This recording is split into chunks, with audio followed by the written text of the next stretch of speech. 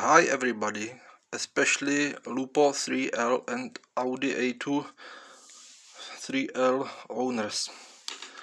Today I'm making a better video about small but very important part of the car.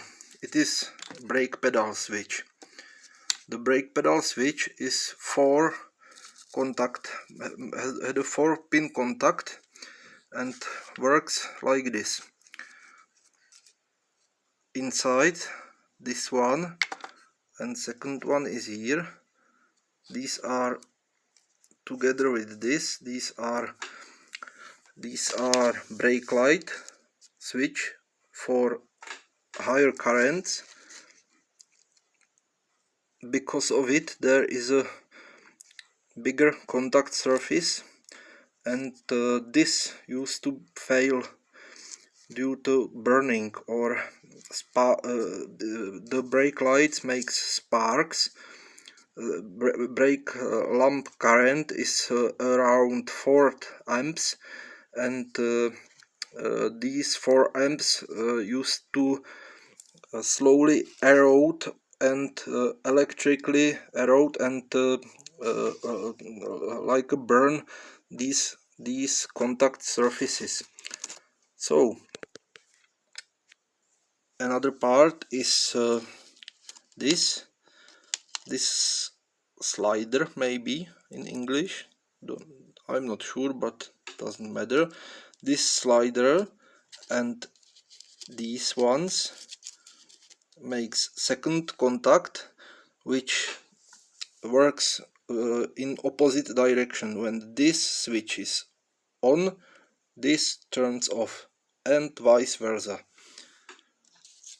So first step is to disassemble whole unit. I will short it like this. This thing is put in here, and you can use small screwdriver, flat screwdriver, and there are 1, 2, 3 on the opposite side clips which fits here, here and here. So you can lift it carefully up, second one and third one, and pull this back side of the switch out. You can left these springs on its place. These springs are only thing which we will not disassemble. As a second part, we should take out these metal parts, these contacts, and you can do it easily with the pliers like this, by pulling it straight out in this direction. After pulling it out, we will find not this clean surface, bright clean, but we will find some black sparky like or spark eroded surface.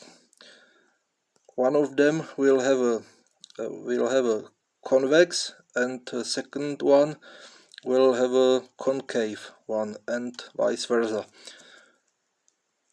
This is because so-called electric erosion, and only right way how to repair it is to use small file, very small file, and make the surface absolutely flat. Make sure that you are moving the file with perfectly perpendicular movement. Maybe you can leave a comment if I told it incorrectly in English. And we must file it down to the nice silver surface. Don't use the glass paper. or another stuff which using abrasive parts which can be put into the surface of the contact, or use only the steel file, or better one, doesn't matter, but don't use sandpaper. Never, never, never, ever. You can also use Scotch-Brite, but with this you cannot achieve this flat surface. Perfect thing is this, and put it on the flat surface and moves like this, and we must clean 1, 2, 3 and 4 contacts. The second part of the switch is this sliding contact used to fail also, and for this purpose the Scotch-Brite is ideal. And you can, I'm sorry for that bad enlightenment, like this, clean it like this. And the last ones are these slide contacts, and the same process you can, using the same process you can clean it with the Scotch-Brite to be shiny, yellow shiny like brass. I think that is some brass alloy, special contact alloy. And you can disassemble it in this order. Here, this should be here, this something like here, like this, and these sliders fits straight into this counterpart right in here. Yes, right in here and here.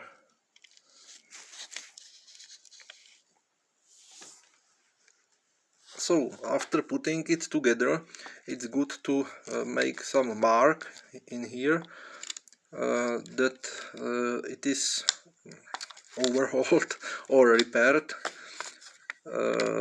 It's very good to use not this with the Italy sign, because it is aftermarket, and all the aftermarket parts, doesn't matter if it's from Italy or Chinese or another countries, absolutely doesn't matter. The aftermarket is not as good as original Volkswagen Audi part. So the true reason why I am repairing this low cost part, I'm sorry, is that because of its quality, because when I clean it like this,